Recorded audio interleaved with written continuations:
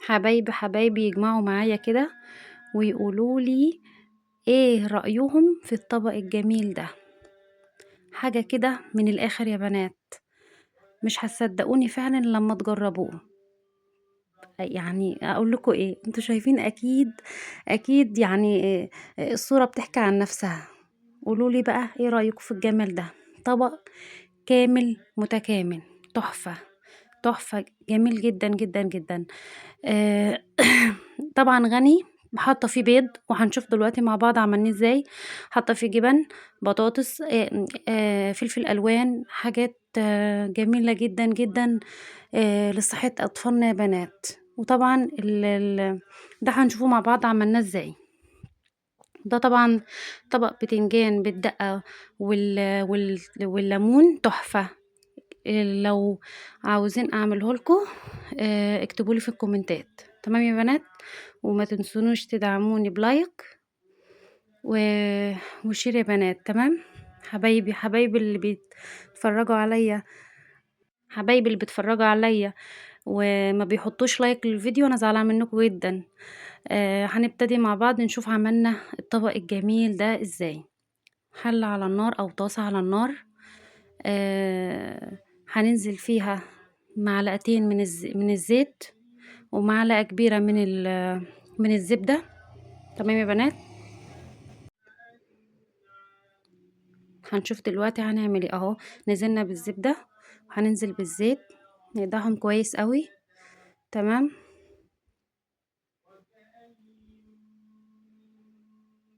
هيكون يا بنات حضرنا بطاطس، هنشوف دلوقتي مع بعض. بطاطس يا بنات نقشرها ونقطعها شرايح، لا تخينة ولا رفيعة، تمام يا بنات؟ زي كده زي ما احنا شايفين كده مع بعض اهي الكمية اللي احنا طبعا عايزينها على قد افراد اسرتك او عيلتك يا حبيبتي، تمام.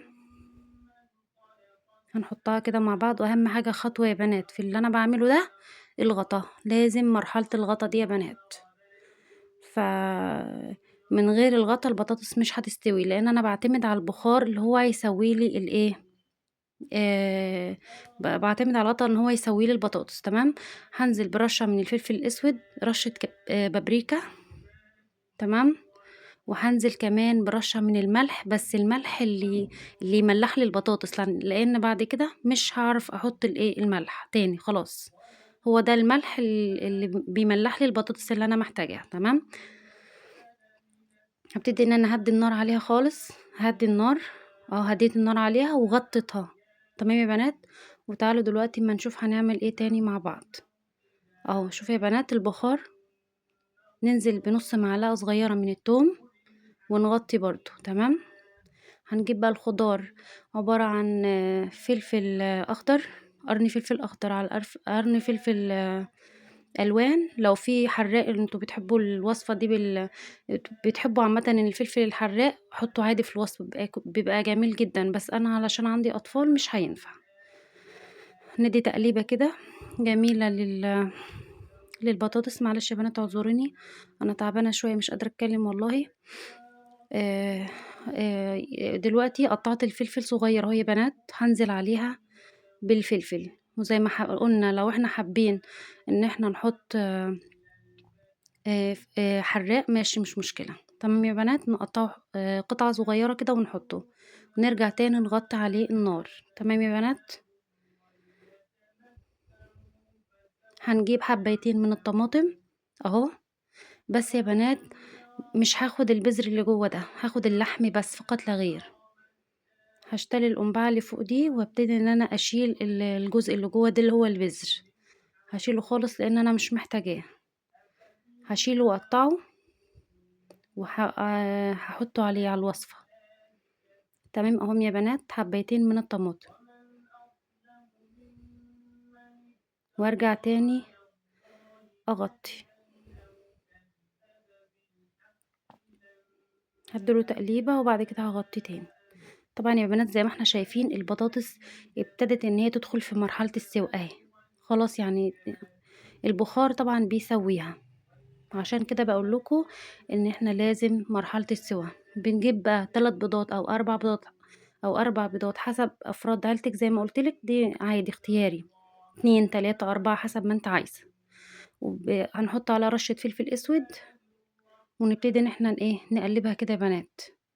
تمام، نحط فلفل اسود عشان الزفارة، وننزل على الوصفة. بسم الله.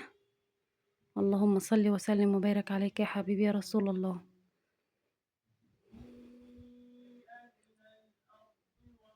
بعد كده اهو يا بنات، باقول لكم إن البيض لسه عليه شوية صغيرة كمان، هاغطّي لسه ناقص شوية سِوَى كمان، خلاص استوى أهو. هاجيب جبنة ميكس بين الموتزاريلا والرومي، تمام، وهانزل بقى. اوعوا تستخسروا يا بنات، انزلوا بقى وكتّروا بقى علشان أطفالنا الجُمال يبتدوا إن هُم يحبوا الوصفة دي. هابتدي إن أنا أغرّقها كده من فوق جبن أهو.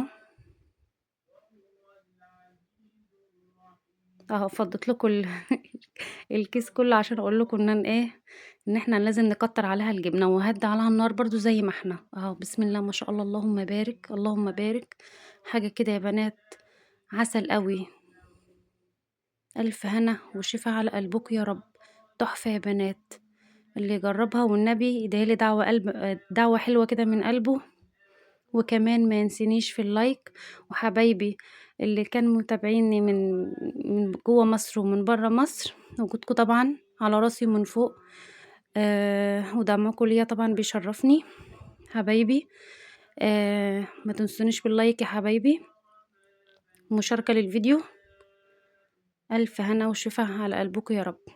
وزي ما إحنا قُلنا لو إحنا عايزين البتنجان ده أنا عاملاه تحفة يا بنات. اللي عاوز وصفة البتنجان يبعت لي، يكتب لي في الكومنت، وأنا أعمله لكم على طول إن شاء الله. ألف هنا وشفا على قلبكم يا رب. حاجة كده يا بنات والله من الآخر، ينفع غدا وينفع فطار وينفع عشا.